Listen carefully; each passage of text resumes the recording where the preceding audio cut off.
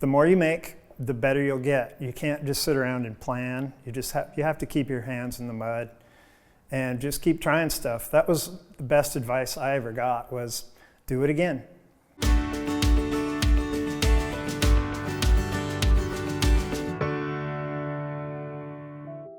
And I fell in love with just making shapes with clay, because you can make anything out of it for the most part. Making objects with clay is a popular hobby and pastime for people who want to dip their toe into the world of ceramic art. In the case of Chris Kelsey, it's more than a hobby.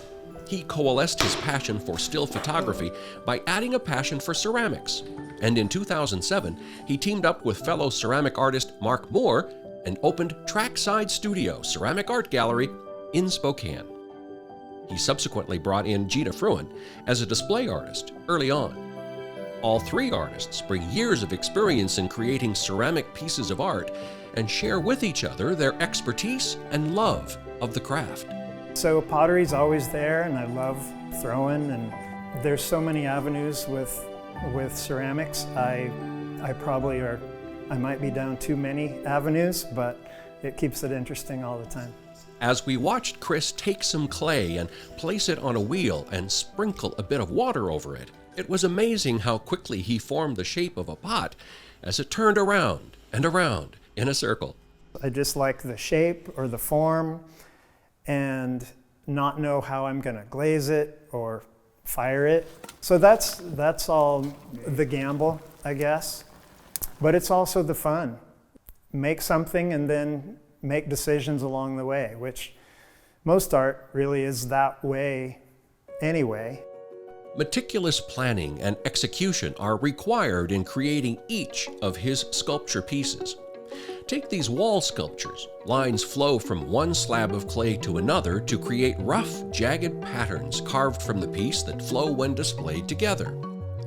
And here, Chris carefully cuts out predetermined shapes from slabs of clay. These separate pieces, consisting of flat and round surfaces, will eventually be fused together in the ceramic firing process.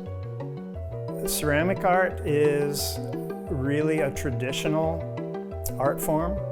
Thousands of years ago, people were doing amazing artwork with this stuff, and we're still trying to figure out how they made it, how they glazed it. You know, we don't have all the answers yet of how they were masters at doing this.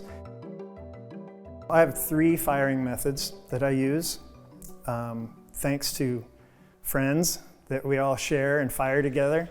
The simplest one is the electric kiln here in the studio. The electric kiln is a real controlled atmosphere. There's plenty of oxygen, the heat's even, there's nothing swirling around in the kiln to change the pots. So you basically have a glaze. You know what's going to look like. You put the glaze on the pot, fire it, and that's what's going to come out. 2 other types of firing methods are what is called atmospheric, whereby the kiln's atmosphere, in which are vaporized materials like smoke or flames. Another is the addition of ingredients like soda in a soda kiln. Both methods interact during the firing process to create unique surfaces, all happening without having to apply a glaze beforehand. Anytime you fire ceramics, silica molecules leave that material. They're constantly leaving as the clay matures. And so when you introduce ash or soda to those kilns, it either traps the silica against the surface or integrates with it and forms a glass material on the pots and glazes them. Constructed from donated materials, Chris cleared a spot on his property and went about drawing out plans to create a specialized kiln based on a Japanese anagama kiln. I built a wood-fired kiln, which is a very ancient method of doing this. It's a mysterious outcome, which is always intriguing, and lessons are learned each firing of how to do it better. The wood kiln I built I call it the Kuroru Kamegama, because it looks like a turtle crawling. In Japanese, it's crawling turtle kiln. And I have dreamed about doing this for a long time, and I just love the idea of having a real onigama kiln. All my art is about process for the most part, and building the kiln was also a huge process. My kiln is a cross draft kiln, meaning there's a firebox on one side, and then you stack the ware, and the flue is on the opposite side. So the flames just go in one way. Part of the art of wood firing is how you load the kiln. So where you want the ash to build up on the pot and glaze it, that needs to face the firebox, because it's all going towards that and then out the back. This is the front side, where it totally, 4 days of ash, got here and glazed this pot. Whereas the other side, since it had no glaze on it when it went in, it just got this little kiss on the back where the rest is not so much.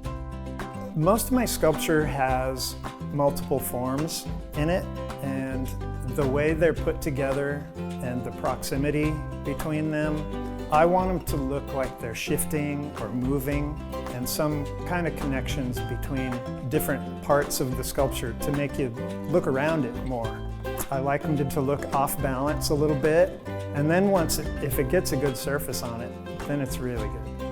A ceramic hand-built piece is a one-of-a-kind thing. I love the process so much. There's lots of ups and downs, but in the end, it's what I want to do. I really can't imagine doing something else.